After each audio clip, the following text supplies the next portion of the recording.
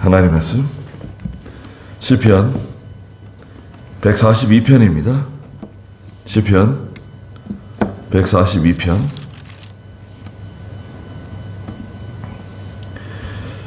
다윗의 마스길이라고 되어 있고요. 그가 동굴에 있을 때 드린 기도라고 되어 있습니다. 1절 말씀부터 보겠습니다. 다윗의 마스길인데요. 마스길은 교훈시죠. 동굴에 피신해 있었을 때 드린 기도라고 되어 있습니다. 이 내용은 사무엘상 24장 1절부터 3절에 있는 우리가 지금 수요일에 보고 있는 사무엘상이죠. 사무엘상 24장 그 1절부터 3절 한번 좀 읽어주시겠어요? 24장 1절입니다. 사울이 블레셋 사람을 뒤쫓다가 돌아오자 사람들이 사울에게 보고하기를 보십시오. 다윗이 엔게디 광야에 있습니다 하였다. 사울은 온 이스라엘 중에서 뽑힌 사람 3,000명을 이끌고 다윗과 그 부하들을 찾으러 들병소 바위 앞으로 가서 길가에 있는 양의 우리에 이르니 거기에 굴이 있었고 사울은 그 발을 가리우기 위해 들어갔는데 다윗과 그의 부하들이 그 굴 깊숙이 앉아 있었다. 네. 다윗과 그의 부하들이 그 굴 깊숙이 앉아 있었다. 그랬습니다. 이게 참 위험한 순간이죠. 사울이 병사들과 함께 굴 속에 들어왔어요. 굴을 살펴보았겠죠. 짐승이 없는지, 누가 없는지, 왕이 잠깐 쉬는데 어떤 위험 요소가 있는지 없는지 살피지 않았겠어요? 그때 다윗이 굴 속에서 1절에 보니까 내가 큰 소리로 여호와께 부르시졌다. 이건 뭐 소리치면서 부르시는 게 아니죠. 네. 참 너무나 이제 위급한, 너무나 참 위험한 순간이에요. 다윗이 하나님께 간절히 기도하고 있는 거죠. 마음 속에서 부르짖는, 마음 속에서 부르짖는, 참 그 간절한 목소리입니다. 소리 높여 간구합니다. 내 원통함을 주님 앞에 토하며 내 괴로움을 그 앞에 아뢰입니다. 너무나 원통해요. 이거 뭐 잘못한 것도 없는데 내가 이렇게 나라를 위해서 충성하고 왕을 위해서 충성하고 또 희생하고 봉사하고 이렇게 나라를 위해서 수고했는데 골리앗과 싸워서 골리앗을 넘어뜨리고 나라를 위기에서 구원해냈는데 3절에 나의 영이 내 안에서 기진할 때 주께서 내 길을 아셨습니다. 사람들이 나를 잡으려고 사람들이 내가 걷는 길목에 덫을 놓았습니다. 네. 나의 영이 내 안에서 기진할 때, 이 영은 마음이라고 했습니다. 마음. 네. 네. 마음이 낙심될 만할 때, 마음이 낙심되고, 참 의지할 곳이 없는, 뒤에도 이제 4절에도 나오지만 도와주는 사람도 없고 의지할 데도 없는, 그러나 주께서 내 길을 아셨습니다. 하나님께서 지켜주시고 인도하셨다는 거예요. 나를 잡으려고 사람들이 내가 걷는 그 길목에 덫을 놓았어요. 이 덫을 놓는 사람들은 누굽니까? 이 사람들은 누구죠? 나를 잘 아는 사람들입니다. 내가 어디로 가는지, 내가 그 시간대 무엇을 하는지, 내가 좋아하는 게 무엇인지, 내 습관을 잘 알고, 내 자기 루틴 있잖아요. 루틴이라 그러잖아요. 늘 일상적으로 하는 거. 늘 이상적으로 하는 거 있잖아요. 고정적으로 하는 거. 월요일 날에는 뭘 하고, 화요일 날에는 뭘 하고, 수요일 날에는 뭘 하고. 그 고정되어 있는 내가 가는 길이 있어요. 내 루틴. 그거를 아는 사람들은 내 주위에 있는 사람들입니다. 나를 잘 아는 사람들입니다. 거기다가 길목에 덫을 놓는 거예요. 함정을 파는 거예요. 어떻게 이럴 수가 있는가? 4절에 내 오른쪽을 살펴주십시오. 오른쪽. 오른쪽은 중요한 곳입니다. 오른쪽은 공격을 받게 되면 쓰러질 수밖에 없어요. 하나님, 제 오른쪽을 살펴주십시오. 나를 염려해 주는 이가 아무도 없고 피난처도 없으며 내 영혼을 돌보는 이도 없습니다. 우리가 생각해 보십시오. 나를 도와줄 사람, 내가 어려움에 처했을 때 나를 지켜줄 수 있는 사람이 몇 명이나 됩니까? 한번 생각해 보십시오. 정말 그 몇 사람 안 되는데, 그러면 그 사람들은 과연 나를 언제까지 도와줄 수 있을까? 언제까지 나를 보살펴주고 지켜줄 수 있을까?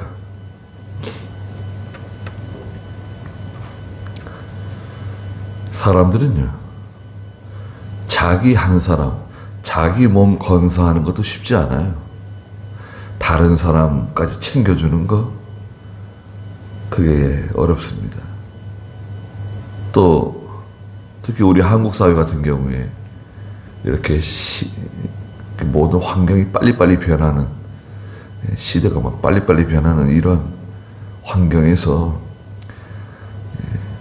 다른 사람까지 챙겨주고, 자녀들도 그렇습니다.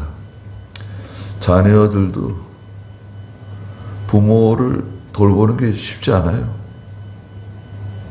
우리가 전에는, 제가 어렸을 때는 미국 사람들, 또 유럽 사람들이 부모가 늙어지면 다 요양원에 보낸다. 거기는 효사상이 없어가지고 부모를 다 요양원에 보낸다고 그렇게 가르치고 그렇게 배웠습니다. 우리 한국 사회는 전통적으로 이 효사상이 있어가지고 부모를 집에서 돌보고 그런다는 거예요. 그런 줄 알았죠.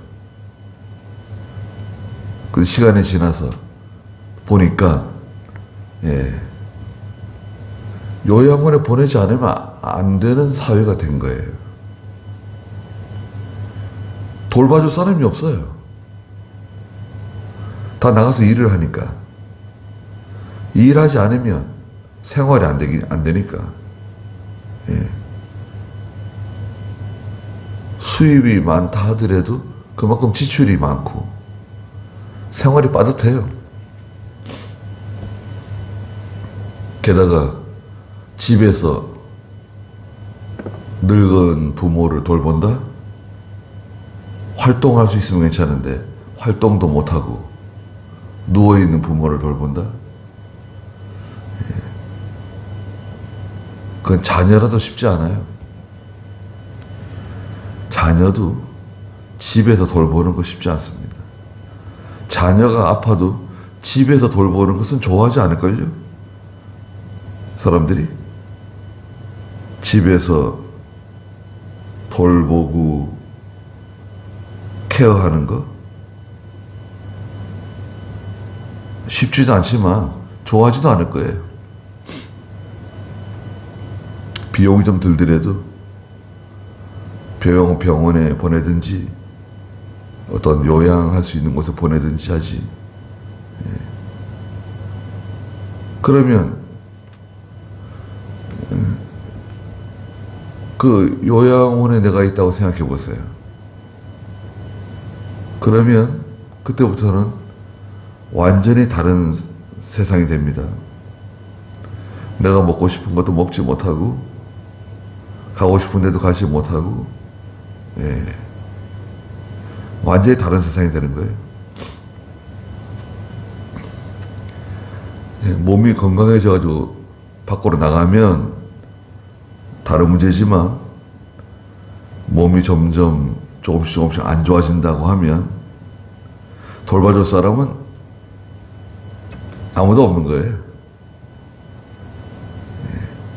내 말을 들어줄 사람, 나하고 얘기해 줄 사람도 없고 돌봐줄 사람도 없습니다. 자녀들이 많아가지고 돌아가면서 돌봐준다. 그러면 그보다 더 좋은 건 없겠죠. 자녀도 많지 않잖아요. 또 자녀들이 부모를 그렇게 생각하나요?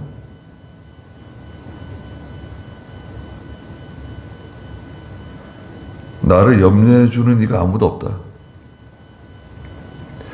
염려해주기는 염려해주지만 힘이 거기 도달하지 못해요. 염려해줘요. 그래 지속성이 없어요. 사람은 한계가 있어요. 자기 몸 건사하는 것도 쉽지 않은데 누가 누굴 염려해줘요. 요나단이 다윗을 염려해주죠. 그러나 거기도 한계가 있습니다. 또 다윗의 신하들이 다윗을 염려해줘요. 근데 자기들도 지금 힘들어요. 다윗이 다 인도해주고 다윗 밑에 와서 다 의지하고 사는 거예요. 다윗이 다 챙겨줘야 할 사람들이 피난처도 없고 어디 숨을 데가 없어요. 지금 기껏 여기 동굴에 숨었는데 사울과 부하들이 들어왔네요. 동굴 안에. 이야 이거 큰일 났다. 내 영혼을 돌보는 이도 없습니다. 영혼의 목자라 그러죠. 하나님의 종은 영혼의 목자입니다.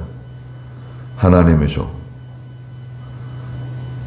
다윗이 그 의지하는 사무엘, 아히멜렉 같은 사람들, 좋은 하나님의 종들, 저는 이렇게 힘들고 어려울 때 의지가 되는 선생, 지도자 없다는 거예요. 5절에 여호와시여 내가 주께 부르짖기를 주님은 나의 피난처이시고 사한 자의 땅에서 내 분기십니다. 하나님만이 나의 유일한 피난처, 사한 자의 땅에서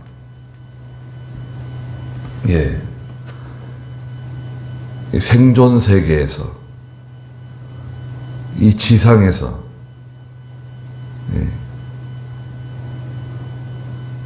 오늘 지금 찬송 불렀잖아요. 이 세상 지나가고 저 천국 가까워.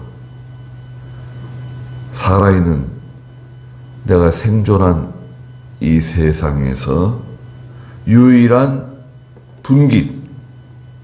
분깃은 재산이에요. 기업이에요. 유산이에요. 유업이라고 그러죠. 유일한 내 재산, 내 유일한 유업, 내 기업은 무엇인가? 하나님이시다. 하나님이 나의 기업이시고 하나님이 나의 재산이고 저의 유산입니다. 다윗은 그런 주의예요. 그래서 역대하에 가면 다윗이 임종을 앞두고 자기의 재산들을 다 그 하나님의 성전을 짓기 위한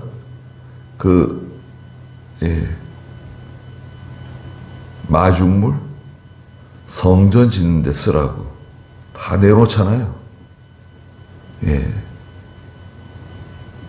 가져가지 못하는 거니까.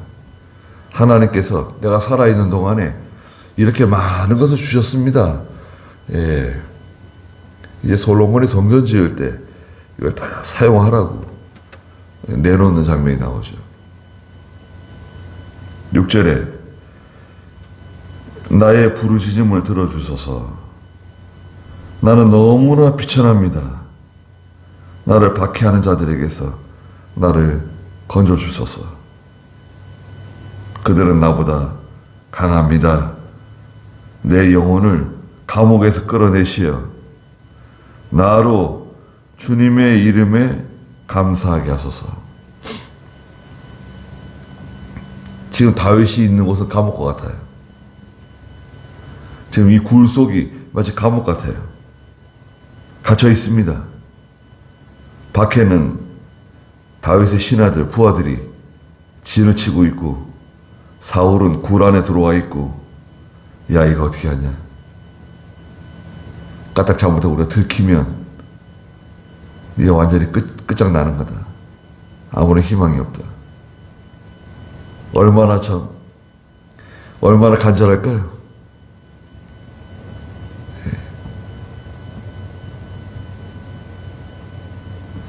가끔 그 이북에서 압록강을 건너가지고 중국으로 탈출하는 분들의 그 이야기를 가끔 들어보면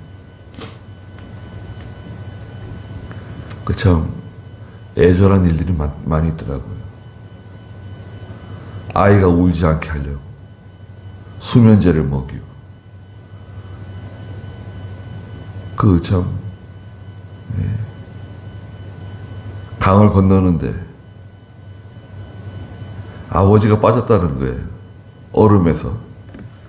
아버지가 이거 모든 걸 다 준비해가지고 식구들을 다 데리고 강을 건너는데 아이들이 빠질까봐 그렇게 조심했는데 정작 아버지 자신이 빠졌다는 거예요. 얼음에. 날 두고 가라고. 아버지가 날 두고 가라고 그랬다는 거예요. 그런데 중학생 딸이 기어이 그 아버지를 끄집어냈대요. 물 밖으로. 그래서 그 아버지가 지금도 이제 한국에 와가지고 딸한테 고맙다고, 그때 살려줘서 고맙다고 그런대요.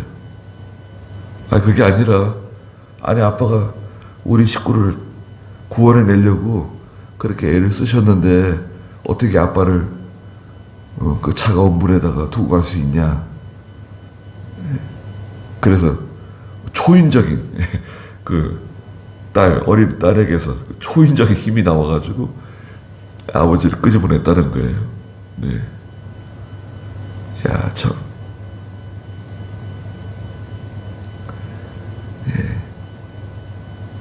다윗이 굴 속에서 자기 부하들과 함께 얼마나 가슴을 졸이고 하나님께 살려달라고, 하나님 한번 살려주십시오. 보호해 주십시오. 나의 부르짖음을 들어주십시오. 나는 너무나 비천합니다. 나를 박해하는 자들에게서 제발 나를 건져주십시오. 그 절박함이 얼마나 좀 심했을까요? 이거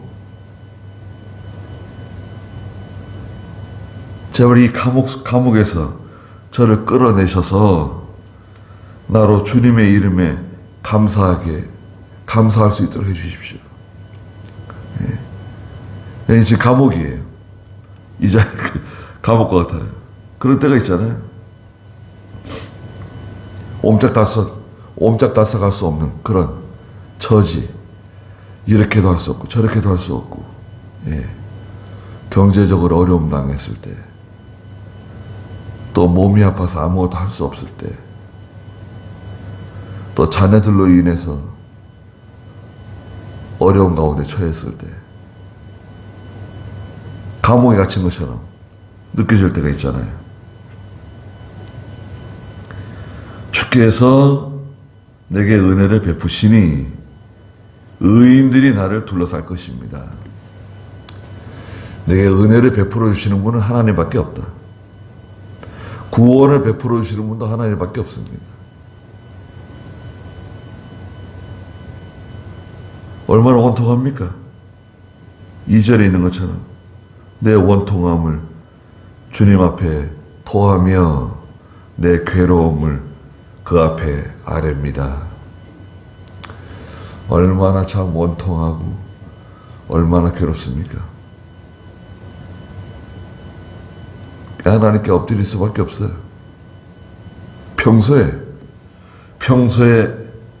평소에 하나님께 기도하고 하나님 앞에 엎드려야 돼요. 무슨 일이 닥치면 하나님께 엎드리고 하나님께 매달리고, 그것도 뭐 안 하는 것보다는 좋죠. 그러나 평소에 우리가 기도하고 기도의 재단을 쌓고 평소에 기도하는 거예요. 기도하러 가는 거예요. 뭐 큰 일이 아니어도, 대단한 일이 아니어도 기도하러 가고 하나님께 엎드리고 하나님을 가까이 해야 됩니다.